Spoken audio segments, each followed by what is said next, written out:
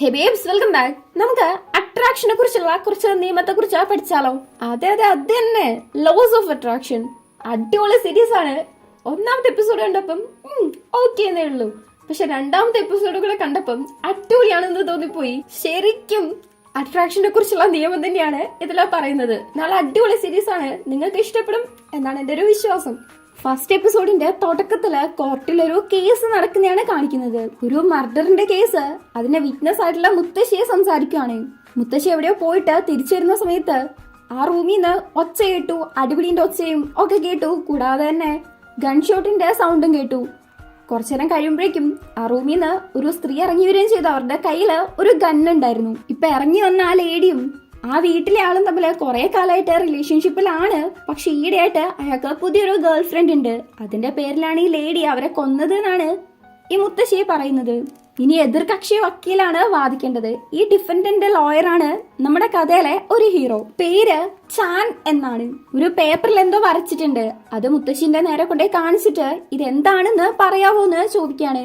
മുത്തശ്ശി നോക്കുന്നുണ്ട്. മുത്തശ്ശിക്കാണെങ്കിൽ മര്യാദയ്ക്ക് അത് കാണുന്നില്ല. എന്നാ പിന്നെ സ്പെക്സ് വെച്ചിട്ട് നോക്കാൻ നോക്കുമ്പം അപ്പോഴും ഒന്നും കാണുന്നില്ല. ബ്ലർ ആയിട്ടാണ് കാണുന്നത്. കൊരങ്ങ് പട്ടീന്ന് മാറ്റി മാറ്റി പറയുന്നുണ്ട്. മുത്തശ്ശിക്ക് അത് കാണാൻ പറ്റുന്നില്ല. വേറൊന്നും കൊണ്ടല്ല മുത്തശ്ശിക്ക് കാണാൻ പറ്റാത്തത്. മുത്തശ്ശിന്റെ സ്പെക്സ് നമ്മുടെ പയ്യൻ ആളെ വിട്ട് മാറ്റി വെപ്പിച്ചിരുന്നു. ഇതും ആലോചിച്ച് ആ ചെയ്ത ആളെ നോക്കി ചാണൊന്ന് ചിരിക്കുന്നുണ്ട്. മുത്തശ്ശിക്ക് ഇത്ര അടുത്ത് നിന്ന് പോലും ഈ ഒരു പിക്ചറിൽ എന്താണെന്ന് പറയാൻ പറ്റുന്നില്ല. പിന്നെ എങ്ങനെയാണ് ആ ലേഡിയാണ് അയാളെ കൊന്നതെന്ന് പറയാന്നാണ് ഹീറോ ചോദിക്കുന്നത്. ഒരു ലേഡി ഓടിപ്പോകുന്നത് മുത്തശ്ശി കണ്ടിട്ടുണ്ടാവാം. പക്ഷെ അത് എന്റെ കക്ഷിയല്ല എന്നാണ് ഹീറോ പറയുന്നത്. മുത്തശ്ശി പിന്നെയും പിന്നെ ഉറപ്പിച്ച് പറയുന്നുണ്ട് ആ ലേഡി തന്നെയാണ് കൊന്നത്, ഉറപ്പാണെന്ന്.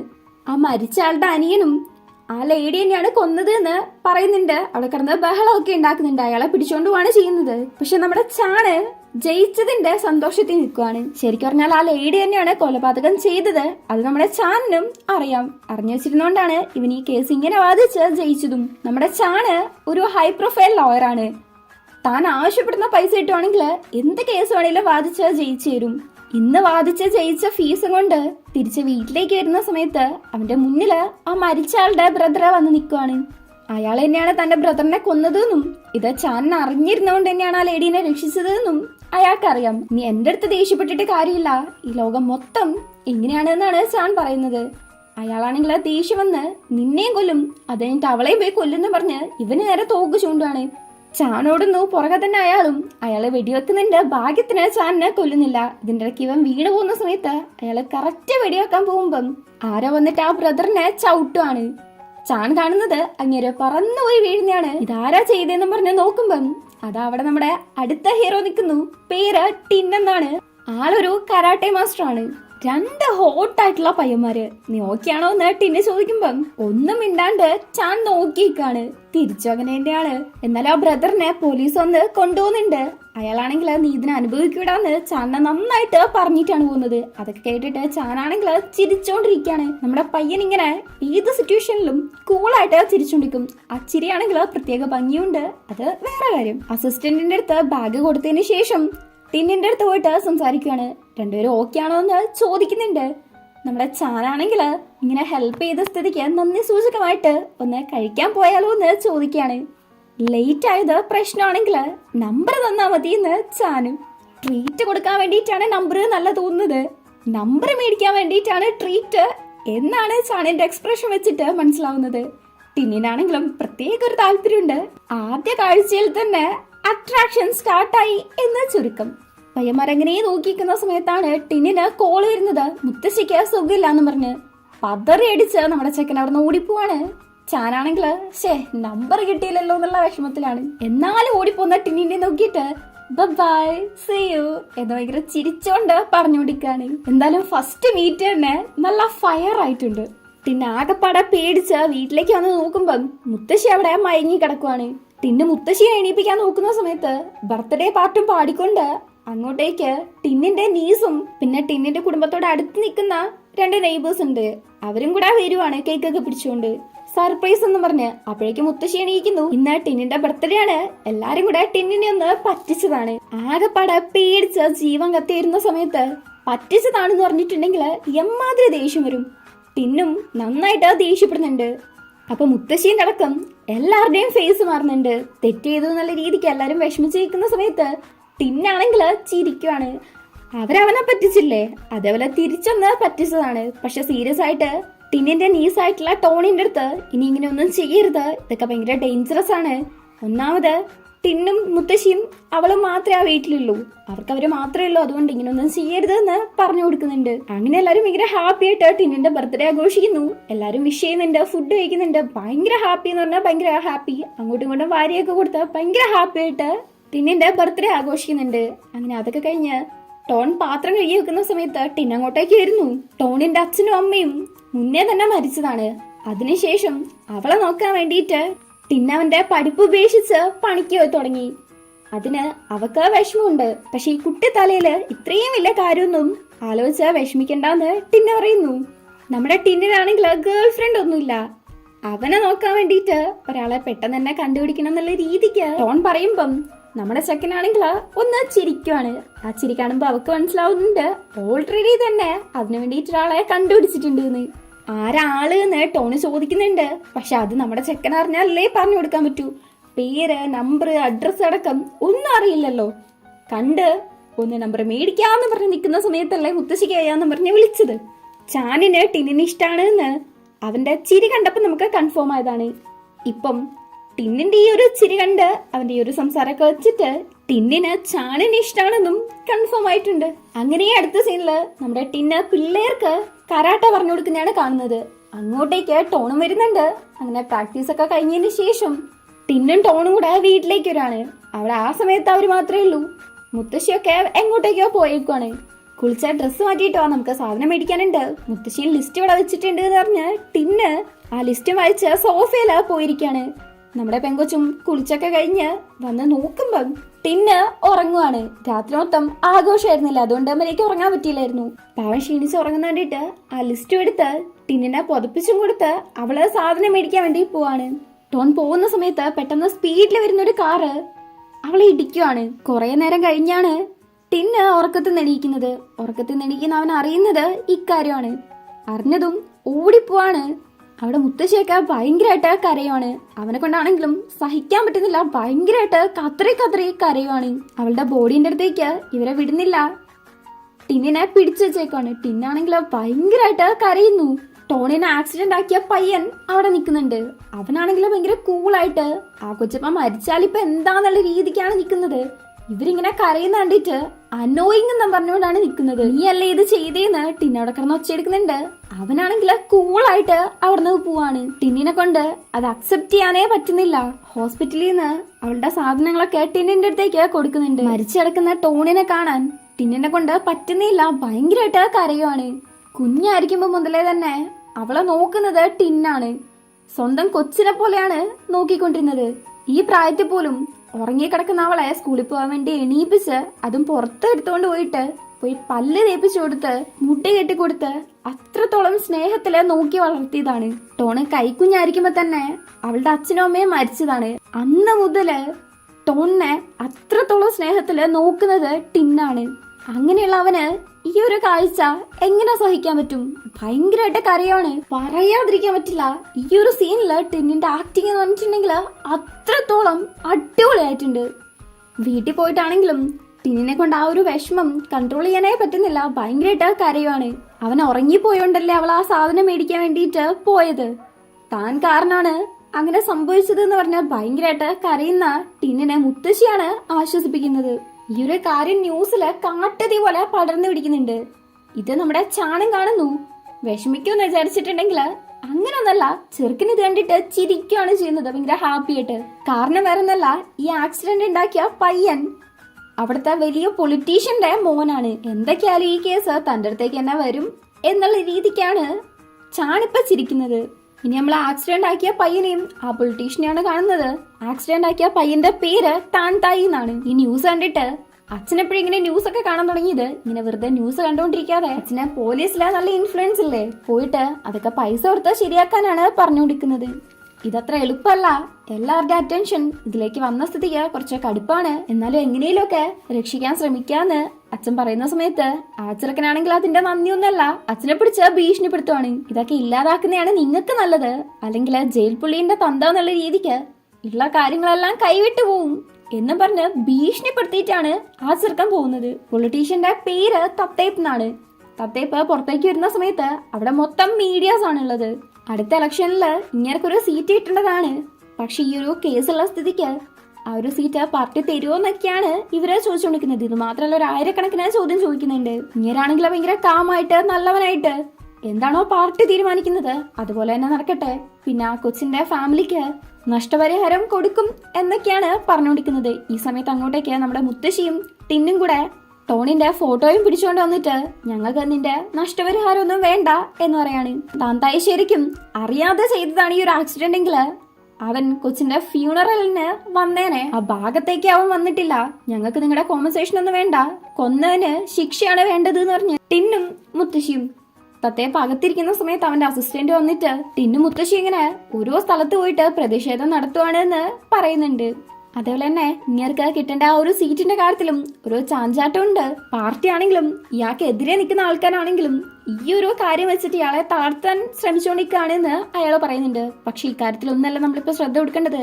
എന്തൊക്കെ തന്നെ സംഭവിച്ചാലും താന്തായി ഇതില് പെടരുത് എന്ന് തത്തേപ്പ് പറയുന്നുണ്ട്. ഇവിടെ ടിന്നിന്റെ വീട്ടിലേക്ക് ചാൻ വരുന്നുണ്ട്. എവിടെയോ പോയിട്ട് വരുന്ന ടിന്ന് ചാനിനെ കണ്ടിട്ട് ഭയങ്കര ഹാപ്പി ആവുന്നുണ്ട്. ചാൻ നിൽക്കുന്നതിന്റെ തൊട്ട് മേലെ ഒരു പൂച്ചേട്ടിയുണ്ട്. അത് അവന്റെ തലയിലേക്ക് വീഴാൻ പോകുന്ന കറക്റ്റ് ടൈമിന് ടിന്ന് വന്ന് ചാനിനെ മാറ്റുവാണ്. അങ്ങനെ പയ്യന്മാര് പരസ്പരം നോക്കി നിൽക്കുന്നു. നോക്കിയാണോന്ന് ടിന്ന്. ചാനിന്റെ കയ്യിലെ ബട്ടണിലേക്ക് ടിന്നിന്റെ വാച്ച് കുടുങ്ങിപ്പോവാണ്. അവൻ മാറുന്ന സമയത്ത് കുറച്ചും കൂടെ അടുത്തേക്ക് വന്ന് നിൽക്കുകയാണ് ചെയ്യുന്നത്. കുറച്ചേരം പരസ്പരം നോക്കിയെന്ന് പട്ടണിന്ന് വാച്ച് മാറ്റിയിട്ട് ഇപ്പൊ ഓക്കെയാണെന്ന് ചിരിച്ചോണ്ട് ചാൻ പറയാണ്. അങ്ങനെ പയ്യന്മാരകത്തേക്ക് വന്നു. ടിന്നിനാണെങ്കിൽ ചാനെ പിന്നെയും കണ്ടതില് ഭയങ്കര സന്തോഷം. പക്ഷെ അതങ്ങനെ പുറത്ത് കാണിക്കുന്നൊന്നുമില്ല. കഴിഞ്ഞ പ്രാവശ്യം ആദ്യം കണ്ടപ്പോഴും ടിന്നാണ് ചാനെ രക്ഷിച്ചത്. ഇപ്രാവശ്യവും അങ്ങനെ തന്നെ. നീ ഇപ്പൊ ഒരു ഹീറോ ആയിക്കൊണ്ടിരിക്കുകയാണല്ലോ എന്ന് ചാൻ പറയാണ്. അല്ല, നീ എങ്ങനെ എന്റെ വീട് കണ്ടുപിടിച്ചത്? ആ ന്യൂസ് കണ്ടിട്ടാണോ എന്ന് ടിന്ന്. ഞാനത് അറിഞ്ഞായിരുന്നു. നിന്നെ ഒന്ന് സമാധാനിപ്പിക്കണം എന്ന് തോന്നി. പിന്നെ അന്ന് ഹെൽപ്പ് ചെയ്തേന് തിരിച്ച് എന്തെങ്കിലും തരണമെന്നുണ്ടായിരുന്നു എന്നും പറഞ്ഞ് ചാന്റെ വിസിറ്റിംഗ് കാർഡ് ടിന്നിന് കൊടുക്കാണ്. അവൻ ലോയർ ആണെന്ന് അറിഞ്ഞപ്പം ടിന്നിനാണെങ്കിൽ ഭയങ്കര ഹാപ്പി. എനിക്കൊരു ലോയറിന്റെ ആവശ്യമുണ്ട് എന്ന് പറഞ്ഞ് ഭയങ്കര ഹാപ്പി ആയിട്ട് സംസാരിക്കുന്ന ടിന്നിനെ നിർത്തിച്ചുകൊണ്ട് ചാൻ അവന്റെ പേര് പറഞ്ഞിട്ട് താന്തായിന്റെ ലോയർ ആണെന്ന് പറയാണ്. അത് കേട്ടതും ചിരിച്ചുകൊണ്ടിരുന്ന ടിന്നിന്റെ ഫേസ് ആകെപ്പാടെ അങ്ങ് മാറുന്നുണ്ട്. അവർക്ക് പണവും ഉണ്ട്, പവറും ഉണ്ട്. വെറുതെ എതിർക്കാൻ നിന്നിട്ട് കാര്യമില്ല. ഈ പൈസയും മേടിച്ച് സ്വസ്ഥമായിട്ട് ജീവിക്കുകയെന്ന് പറഞ്ഞ് ഒരു ചെക്ക് എടുത്ത് കൊടുക്കാണ്. നോക്കുമ്പം 10 മില്യന്റെ ചെക്കാണ്. പക്ഷെ എന്തായാലും ഞാനിത് മേടിക്കത്തില്ല എന്ന് പറഞ്ഞ് ചാനിന്റെ മുഖത്തേക്ക് തന്നെ ആ ഒരു ചെക്ക് കീറി ടിന്ന് വലിച്ചെറിയാണ്. ഈ പൈസ എന്തെന്നാ വശത്താക്കാന്നാണോ വിചാരിക്കുന്നത്? ഒരിക്കലും നടക്കത്തില്ലെന്ന് ടിന്ന് വഴിക്ക് വരില്ലെന്ന് മനസ്സിലാക്കിയിട്ട് നീ ഇതിനെ റിഗ്രറ്റ് ചെയ്യുന്നു പറഞ്ഞിട്ടാണ് ചാൻ പോകുന്നത്. കുളിക്കുന്ന സമയത്ത് ചാൻ ആലോചിക്കുന്നത് ടിന്ന് പറഞ്ഞ കാര്യങ്ങളാണ്. ഞാൻ ഇന്നൊരു മണ്ടനെ കണ്ടു. എങ്ങനത്തെ മണ്ടനെന്ന് വെച്ചിട്ടുണ്ടെങ്കിൽ അവന്റെ മണ്ടത്തരം കാരണം മരിക്കാൻ പോലും ചാൻസ് ഉണ്ട് എന്നും പറഞ്ഞ് ആകെപ്പെടെ ഡിസ്റ്റർബ്ഡ് ആയിട്ടാണ് ഇരിക്കുന്നത്. എന്തോ ഒരു പാസ്റ്റ് ആലോചിച്ച് നോക്കുന്നുണ്ട്. ആരെയോ വെടി വെക്കുന്നത്. ചാനിന്റെ ഈ ഒരു സ്വഭാവത്തിന് പിന്നില് വലിയൊരു പാസ്റ്റ് ഉണ്ട് എന്നാണ് തോന്നുന്നത്. പിറ്റേന്ന് ടിന്നിന്റെ ഫോണിലേക്ക് മെസ്സേജ് വരുന്നു. നോക്കുമ്പം അവന്റെ ബാങ്ക് അക്കൗണ്ടിലേക്ക് ഒരുപാട് പൈസ വന്നിട്ടുണ്ട്. ബാങ്കിലേക്ക് വിളിച്ച് ചോദിക്കുന്നുണ്ട്, ഇങ്ങനെ കുറെ പൈസ വന്നിട്ടുണ്ട്, എന്തോ ഒരു പ്രശ്നമുണ്ട്, ഒന്ന് ചെക്ക് ചെയ്യാൻ വേണ്ടിയിട്ട്. ആ സമയത്താണ് പുറത്തുനിന്ന് എന്തോ സൗണ്ട് കേൾക്കുന്നത്. നോക്കുമ്പോ 2-3 പേര് വന്നിട്ട് വീഡിയോയും ഫോട്ടോയൊക്കെ എടുത്തുകൊണ്ടിരിക്കുകയാണ്. ടിന്നാണ് അവന്റെ നെഫ്യൂ മരിക്കാനുള്ള കാരണം. അവൻ അവളെ നോക്കാത്തോണ്ടാണ്. എപ്പോഴും കുടിച്ചു വന്നിട്ട് ആ കൊച്ചിനെ നോക്കത്തില്ല. തത്തപ്പിന്റെ അടുത്ത് നിന്ന് കുറെ പൈസ വരെ മേടിച്ചിട്ടുണ്ട് എന്നൊക്കെ പറഞ്ഞാണ് ഇവര് വീഡിയോ എടുത്തോണ്ടിരിക്കുന്നത്. കാര്യങ്ങള് മൊത്തത്തില് മാറ്റിമറിച്ച് പറയുവാണ്. മുത്തശ്ശി ഇവരുടെ നെയ്ബേഴ്സും കൂടെ അവരെ പറഞ്ഞു വിടാൻ നോക്കുന്നുണ്ടെങ്കിലും ഇവര് പോകുന്നില്ല. വെറുതെ കിടന്ന് ഒച്ചപ്പാടുണ്ടാക്കിക്കൊണ്ടിരിക്കുകയാണ്. മുത്തശ്ശീനെ പിടിച്ച് തള്ളുന്ന കാണുമ്പം ടിന്നും പിടിച്ച് അയാളെ തള്ളുന്നു. പക്ഷെ ഇവര് പോവാണ്ട് പിന്നെയും അതൊക്കെ തന്നെയാണ് പറഞ്ഞുകൊണ്ടിരിക്കുന്നത്. ഈ സമയത്ത് നാമ വന്നിട്ട് അവരുടെ മേത്തേക്ക് വെള്ളം തെറിപ്പിക്കുന്നു. അങ്ങനെ ഇവരകത്ത് വന്നിരിക്കുന്ന സമയത്ത് ടിന്ന് ചോദിക്കുന്നുണ്ട് എന്താ സംഭവം എന്ന്. ടിന്ന് കുടിച്ചു വന്നിട്ട് ടോണിനെ ശ്രദ്ധിക്കത്തില്ല. ടോൺ മരിക്കാനുള്ള കാരണം ടിന്നാണ്. അവൻ അവളെ നോക്കാത്തോണ്ടാണ്, എപ്പോഴും കള്ളുപിടിച്ച് നടക്കാണ്, പൈസ മേടിച്ചിട്ടുണ്ട് എന്നൊക്കെ ഉള്ള ന്യൂസ് സോഷ്യൽ മീഡിയയിലെ മൊത്തം സ്പ്രെഡ് ആവുന്നുണ്ട്. അതുകൊണ്ടാണ് ഈ പ്രശ്നങ്ങളൊക്കെ എന്ന് അവരും പറഞ്ഞു കൊടുക്കുന്നു. ഇതിന്റെ പിന്നിൽ ആരാണെന്ന് മനസ്സിലാക്കിയിട്ട് ടിന്ന് നേരെ അങ്ങോട്ടേക്കുമാണ്. ആരുടെ അടുത്ത്? നമ്മുടെ ചാനിന്റെ അടുത്ത് തന്നെയാണ്. ടിന്നു പോയിട്ട് ഒച്ചയെടുക്കുന്ന സമയത്ത് ഇയർബഡ്സ് ഊരിക്കൊണ്ട് എന്താ പറഞ്ഞത് ഞാൻ കേട്ടില്ലായിരുന്നു എന്ന് ചാന് ദേഷ്യം വന്ന് ടിന്നെ ഡ്രസ്സിന് കുത്തി പിടിക്കുന്ന സമയത്ത് നിക്ക് നീ എന്നെ അത്രയ്ക്കൊക്കെ മിസ് ചെയ്തു എന്ന് പറഞ്ഞ് ടിന്നിന്റെ കയ്യില് ഇട്ട് തലോടിക്കൊണ്ടിരിക്കാണ് ചാന്. നീ ഭയങ്കര ഹൊറിബിൾ ആണെന്ന് പറയുന്ന സമയത്ത് അതെ ശരിയാണ്, എന്റെ നിക് നെയിം പോലും അതാണ് എന്ന് ചാന്. ബാങ്കിലെ പൈസ വന്ന കാര്യം ചോദിക്കുന്ന സമയത്ത് അതൊക്കെ 2 ക്ലിക്ക് മതി, വളരെ സിമ്പിൾ ആണ് എന്ന് ചാന്. നിന്നെ കൊണ്ട് ഫൈറ്റ് ചെയ്യാൻ പറ്റത്തില്ലെന്ന് ഞാൻ പറഞ്ഞതല്ലേ, പൈസ മേടിക്കാൻ നോക്കുന്ന് ചാൻ പറയുന്ന സമയത്ത് ടിന്ന് ദേഷ്യം വന്നിട്ട് ഇടിക്കാൻ പോവാണ്. ആ സമയത്ത് ചാനാണെങ്കിൽ അവന്റെ വയറിന് തോക്ക് വെക്കുവാണ്. നീ ഇങ്ങോട്ടേക്ക് അതിക്രമിച്ച് കയറി വന്നു, എന്നെ അടിച്ചു, സോ ഡിഫൻസിന് വേണ്ടിയിട്ട് ഞാൻ നിന്നെ ഒന്ന് ഷൂട്ട് ചെയ്തെന്ന് വെച്ച് വലിയതായിട്ടൊന്നും നടക്കാൻ പോകുന്നില്ലെന്ന് ചാന് ടിന്നെ ഭീഷണിപ്പെടുത്തുവാണ്. തോക്ക് മാറ്റിയിട്ട് പക്ഷെ ഞാനത് ചെയ്യത്തില്ല, കണ്ടില്ലേ നീ വിചാരിക്കുന്നതിനെക്കാട്ടും നല്ല ആളാണ് ഞാനെന്ന് ചാന്. അതും പോരാണ്ട് നീ ഇങ്ങനെ ദേഷ്യപ്പെടുന്ന സമയത്ത് ഭയങ്കര ഹോട്ടായിട്ടുണ്ട് എന്ന് കമന്റും കൂടെ ചെയ്യാണ്. പൈസക്ക് വേണ്ടി നീ ഇങ്ങനെയൊക്കെ ചെയ്യുന്നേന്ന് ടിന്ന് പറയുന്ന സമയത്ത് അതെ, പൈസയും പവറുമാണ് ഈ ലോകത്ത് ഏറ്റവും ഇമ്പോർട്ടന്റ് ആയിട്ടുള്ള കാര്യങ്ങള്. ഇതിനു മുന്നേ എനിക്കതില്ലായിരുന്നു. ആ ഒരു ലൈഫ് എങ്ങനെയാണെന്ന് എനിക്കറിയാം, അതത്ര സുഖമുള്ളൊന്നല്ല. എനിക്ക് നിന്റെ അടുത്ത് ഒന്നും സംസാരിക്കാനില്ലെന്നും പറഞ്ഞ് ടിന്ന് പോവാൻ നിൽക്കുന്ന സമയത്ത് ഞാൻ പറയുന്നേക്ക് നിന്റെ നല്ലതിന് വേണ്ടിയിട്ടാണ് പറയുന്നത്. ഞാനിപ്പോ ചെയ്തതൊക്കെ വളരെ ചെറിയ കാര്യമാണ്. തത്തേപ്പ് എന്തെങ്കിലും ചെയ്തിട്ടുണ്ടെങ്കിൽ അത് വലിയ കാര്യമായിരിക്കും. നിന്നെ കൊണ്ട് ചിലപ്പോൾ അത് സഹിക്കാൻ പറ്റിയെന്ന് വരില്ല. അതുകൊണ്ട് പൈസ എടുക്കുന്ന് ചാൻ പറയാണ്. ടിന്നിനെ നല്ലതിന് വേണ്ടി പറയുന്ന പോലെയാണ് തോന്നുന്നത്. അപ്പോഴേക്കും ടിന്നിന്റെ കണ്ണൊക്കെ നിറഞ്ഞിട്ടുണ്ടായിരുന്നു. ഒരു ലോയർ ആയിട്ട് നീതിക്ക് വേണ്ടി നിൽക്കേണ്ട നീ എന്തിനിങ്ങനെയൊക്കെ ചെയ്യുന്നേന്ന് ടിന്ന് പറയുന്ന സമയത്ത് മുന്നേ ഞാൻ അങ്ങനെയായിരുന്നു. വീക്കായിട്ടുള്ളവരെ സഹായിച്ച് നിയമത്തിനനുസരിച്ച് നിൽക്കുന്ന ആളായിരുന്നു. പക്ഷെ അതുകൊണ്ടൊന്നും വലിയ കാര്യമില്ലായിരുന്നു. നമ്മൾ വിചാരിച്ചാല് ഈ ലോകമൊന്നും മാറത്തില്ല. ലോകം എങ്ങനെയാണ്, നമ്മൾ അതിനൊപ്പം നിൽക്കുകയാണ് വേണ്ടത് എന്ന് ചാൻ പറയുന്ന സമയത്ത് പക്ഷെ നമ്മളും അതിനെ ഫോളോ ചെയ്യണമെന്നില്ലെന്ന് ടിന്ന്. ഞാൻ ഇങ്ങനെയാണ് ആൾക്കാരെ ഹെൽപ്പ് ചെയ്യുന്നത്. അവരെ മരിക്കുന്നതിൽ നിന്നും ഒരു കോമ്പൻസേഷൻ മേടിച്ചു കൊടുത്തോണ്ട് ഹെൽപ്പ് ചെയ്യാണ് ഞാൻ ചെയ്യുന്നത്. ഇതാണ് അവരുടെ ജീവൻ സംരക്ഷിക്കാനുള്ള ഏറ്റവും സോഫ്റ്റ് ആയിട്ടുള്ള വഴിന്ന് ചാൻ പറയാണ്. ഉള്ളി തട്ടി പറയുന്ന പോലെയാണ് തോന്നുന്നത്. നീ അയാളുടെ അടുത്ത് പോയിട്ട് എനിക്ക് ചില്ലി കാശ് പോലും വേണ്ടെന്ന് പറഞ്ഞേക്ക്. എനിക്ക് വേണ്ടത് താൻ തായി വന്ന് സിൻസിയർ ആയിട്ട് ക്ഷമ ചോദിക്കലാണ് എന്നും പറഞ്ഞ് ടിന്ന് അവിടുന്ന് പോവാൻ നിൽക്കുന്ന സമയത്ത് അതൊരിക്കലും നടക്കാൻ പോകുന്നില്ല. നിനക്ക് എത്ര പൈസ വേണേലും അവര് തരും, അത് മാത്രമാണ് അവരുടെ അടുത്ത് നിന്ന് കിട്ടുക. അല്ലാതെ ക്ഷമ ചോദിക്കലൊന്നും ഉറപ്പായിട്ടും നടക്കാൻ പോകുന്നില്ലെന്ന് ചാൻ പറയുന്നുണ്ട്. ഭീഷണിപ്പെടുത്തുന്ന കണക്കല്ല, ഒരു സത്യം പറയാണ്. അങ്ങനെയാണെങ്കിൽ നമുക്ക് കോടതിന്ന് കാണാം. ഓർത്ത് വെച്ചോ, എന്തൊക്കെ തന്നെ ആയാലും ഞാൻ നിന്നെ ഒന്നും പേടിക്കാൻ പോകുന്നില്ലെന്നും പറഞ്ഞിട്ടാണ് ടിന്ന് അവിടുന്ന് പോകുന്നത്. ചാൻ തെത്തേപ്പിനെ കാണാൻ വേണ്ടി പോകുന്നുണ്ട്. സോഷ്യൽ മീഡിയയിൽ ആ ഒരു ന്യൂസ് സ്പ്രെഡ് ആയതുകൊണ്ട് തന്നെ ജനങ്ങള് തെത്തേപ്പിന്റെ കൂടെയാണ് നിൽക്കുന്നത്. അതുകൊണ്ട് തന്നെ ടിന്ന് ഇതൊക്കെ പെട്ടെന്ന് തന്നെ അവസാനിപ്പിച്ചോളെന്നാണ് തെത്തേപ്പ് പറയുന്നത്. പക്ഷെ ടിന്ന് അങ്ങനെ പെട്ടെന്നൊന്നും നിർത്തത്തില്ല.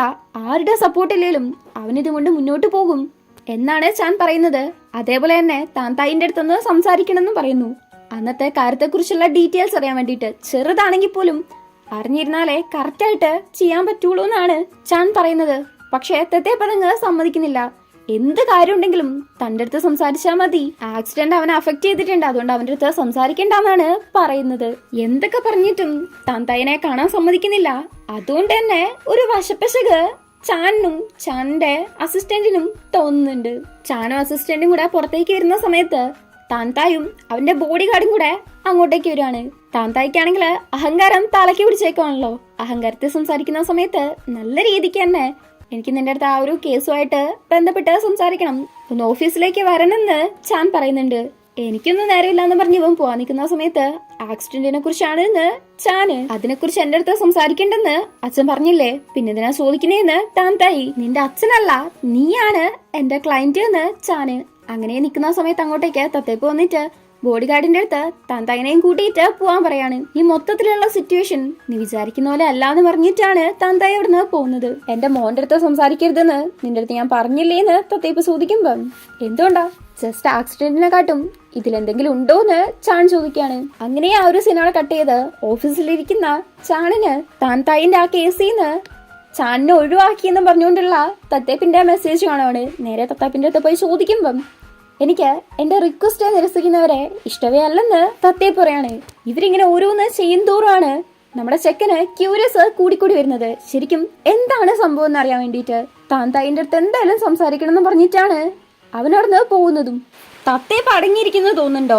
അയാൾ അടിയാൾക്കളെ വിട്ടിട്ട് നമ്മുടെ ചെക്കനെ ഇട്ട് അട്ടിപ്പിക്കുന്നുണ്ട്. നന്നായിട്ട് അടി കൊടുത്തിട്ട് വെറുതെ ആവശ്യമില്ലാത്ത കാര്യത്തിൽ ഇടപെടരുതെന്ന് പറഞ്ഞിട്ടാണ് അവരവിടുന്ന് പോകുന്നത്. കുറച്ച് കഴിയുമ്പോഴേക്കും തന്നെ അങ്ങോട്ടേക്ക് ചാനിന്റെ അസിസ്റ്റന്റ് വരുന്നുണ്ട്. തത്തേപ്പ് ഇങ്ങനെ അടിക്കാനൊക്കെ ആളെ വിടുന്ന സ്ഥിതിക്ക് അവൻ വിചാരിച്ചതുപോലെ തന്നെ അത് ജസ്റ്റ് ഒരു ആക്സിഡന്റ് അല്ല, അതിന് മേലെ എന്തോ ഉണ്ട് എന്ന് ചാനിന് മനസ്സിലാവുന്നുണ്ട്. അത് കണ്ടുപിടിക്കണം എന്നുള്ള രീതിക്ക് കുറച്ച് ഈവിൽനെസ്സോടെ നമ്മുടെ ചെക്കനൊന്ന് ചിരിക്കുന്നുണ്ട്. ഇവിടെ ടിന്നാണെങ്കിൽ കുടിച്ചോണ്ട് ആലോചിക്കാണ്. അവൻ പോലീസ് സ്റ്റേഷനിൽ പോയിട്ട് കാര്യങ്ങൾക്കൊന്നും ഒരു പ്രോഗ്രസ് ഇല്ലല്ലോ എന്ന് ചോദിക്കുന്ന സമയത്ത് അവരാണെങ്കിൽ കറക്റ്റ് ആയിട്ട് റെസ്പോണ്ട് ചെയ്യുന്നില്ല. കുറച്ച് സമാധാനത്തോടെ ഇരിക്കുന്നാണ് പറയുന്നത്. അത് പൊളിറ്റീഷ്യന്റെ മോനായോണ്ട് നിങ്ങൾക്ക് പേടിയായോണ്ടല്ലേ എന്നൊക്കെ ടിന്ന് പറയുന്ന സമയത്ത് മര്യാദയ്ക്ക് പോകുന്നതാണ് നിനക്ക് നല്ലത്, അല്ലെങ്കിൽ സ്റ്റാഫ്സിന്റെ അടുത്ത് മര്യാദകളായിട്ട് പെരുമാറിയെന്നും പറഞ്ഞ് കേസെടുത്ത് ജയിലിൽ പിടിച്ചിടും എന്ന് അയാൾ പറയാണ്. അങ്ങനെ പോലീസിന്റെ അടുത്ത് നിന്ന് തണുപ്പ് മട്ടിലുള്ളൊരു മറുപടി കിട്ടിയതിന്റെ വിഷമത്തില് നമ്മുടെ ചെക്കൻ ഭയങ്കരമായിട്ട് കുടിച്ചിരിക്കുകയാണ്. അവിടെ നിന്ന് ഇറങ്ങുന്ന സമയത്ത് ഇവനാണെങ്കിൽ നടക്കാൻ പോലും പറ്റുന്നില്ല. അറിയാതെ പോയിട്ട് ഒരാളെ ഇടിച്ചുവാണ്. സോറി ചോദിക്കുന്നുണ്ടെങ്കിലും അയാളാണെങ്കിൽ ടോണിന്റെ അങ്കിളാണ് ടിന്നെന്ന് മനസ്സിലാക്കിയിട്ട് ആ പൈസ തരാൻ പറഞ്ഞ് വെറുതെ പ്രശ്നം ഉണ്ടാക്കുവാണ്. അയാളും ടോണിന്റെ മരണത്തിന് താനാണ് കാരണം എന്നുള്ള രീതിക്ക് പറയുന്ന കേട്ടിട്ട് ടിന്നിനാണെങ്കിൽ ദേഷ്യം വരുന്നുണ്ട്. അടുത്ത സീനില് ഇവര് തമ്മിലുള്ള അടിയാണ് കാണിക്കുന്നത്. ടിന്നിനാണെങ്കിൽ നേരെ നിൽക്കാൻ പോലും പറ്റാത്തത് കൊണ്ട് തന്നെ അവനാണ് ഭയങ്കരമായിട്ട് അടി മേടിക്കുന്നത്. അവരാണെങ്കിൽ ഭയങ്കരമായിട്ട് അടിക്കുന്നുണ്ട്, ചവിട്ടുന്നുണ്ട്. ഇങ്ങനെ ഭയങ്കരമായിട്ട് അടി മേടിച്ചുകൊണ്ടിരിക്കുന്ന സമയത്ത് പിന്നെ ആലോചിക്കുന്നത് ചാൻ പറഞ്ഞ കാര്യങ്ങളാണ്. മണിയും പവറും ഇല്ലാതെ അവർക്കെതിരെ നിനക്ക് ഫൈറ്റ് ചെയ്യാൻ പറ്റില്ല എന്ന് പറഞ്ഞതും പിന്നെ ടോൺ മരിച്ചു കിടന്ന കാര്യങ്ങളുമാണ് അവന്റെ മൈൻഡിലുള്ളത്. ഇതും ആലോചിച്ച് ആ അടിച്ചോണ്ടിരിക്കുന്ന ഒരാളുടെ കാലെ പിടിച്ചിട്ട് എന്നെ കൊല്ലുന്ന് പറഞ്ഞുകൊണ്ടിരിക്കാണ്. അവൻ തന്നെ അയാളുടെ കാലിൽ വെച്ചിട്ട് അവന്റെ മേത്തേക്ക് ചവിട്ടിപ്പിക്കുന്നുണ്ട്. കുറച്ചും കൂടെ അടിച്ചിട്ട് അവര് പിന്നെയും കുടിക്കാൻ പോവാണ്. ബോധമില്ലാതെ കിടക്കുന്ന ടിന്നിന്റെ അടുത്തേക്ക് കുറച്ച് കഴിയുമ്പം ചാൻ വരുന്നുണ്ട്. ടിനിനെയും കൂട്ടിയിട്ട് ചാൻ അവന്റെ അപ്പാർട്ട്മെന്റിലേക്ക് പോവാണ്. ആ സമയത്ത് അവന്റെ ഫേസിൽ പ്രത്യേകതരം ഒരു ചിരിയുണ്ട്. ടിന്നിനെ കൊണ്ടുപോയിട്ട് കട്ടിലേക്ക് കടത്തുന്നു. എന്നിട്ട് ആ ഷർട്ട് അഴിക്കുവാണ്. അതും പോരാണ്ട് പാൻസും കൂടെ അഴിക്കുവാണ്. ശരി, ഓക്കെ. അവരടിക്കുന്ന സമയത്ത് ടിന്നെ വെള്ളത്തിലേക്ക് വീണിട്ടുണ്ടായിരുന്നു. നനഞ്ഞ് കിടക്കണ്ടെന്ന് വിചാരിച്ചിട്ടായിരിക്കും പാൻറ്റും ഷർട്ടും അഴിച്ചത് എന്ന് തന്നെ വെക്കാം. എന്നാൽ പോലും ചാൻ എന്തിന് അവന്റെ ഷർട്ടും കൂടെ അഴിക്കണം? എന്നിട്ട് ഒരുമാതിരി ഒരു നോട്ടവും കൂടെ. ദേ ഇവിടെ എന്തുകൂടെ നടക്കാൻ പോകുന്നേന്ന് നമ്മളിങ്ങനെ മിഴിച്ചു നോക്കിക്കൊണ്ടിരിക്കുന്ന സമയത്ത് ചാൻ അഴിച്ച ആ ഒരു ഷർട്ട് ഉണ്ടല്ലോ, അത് ക്യാമറയുടെ മേലേക്ക് എറിയുവാണ്. അങ്ങനെ ഈ ഒരു എപ്പിസോഡ് കഴിയുന്നു. എന്തായിരിക്കും നടന്നിട്ടുണ്ടാവാന്ന് നമുക്ക് അടുത്ത എപ്പിസോഡിൽ നോക്കാം. നിങ്ങൾക്ക് ഈ ഡ്രാമ ഇഷ്ടപ്പെട്ടു എന്ന് പറയാൻ മറക്കരുത്. ഇനി അഥവാ ഇഷ്ടപ്പെട്ടില്ല എന്നാണെങ്കിൽ രണ്ടാമത്തെ എപ്പിസോഡും കൂടെ കണ്ടിട്ടുണ്ടെങ്കിൽ ഉറപ്പായിട്ടും ഇഷ്ടപ്പെടും.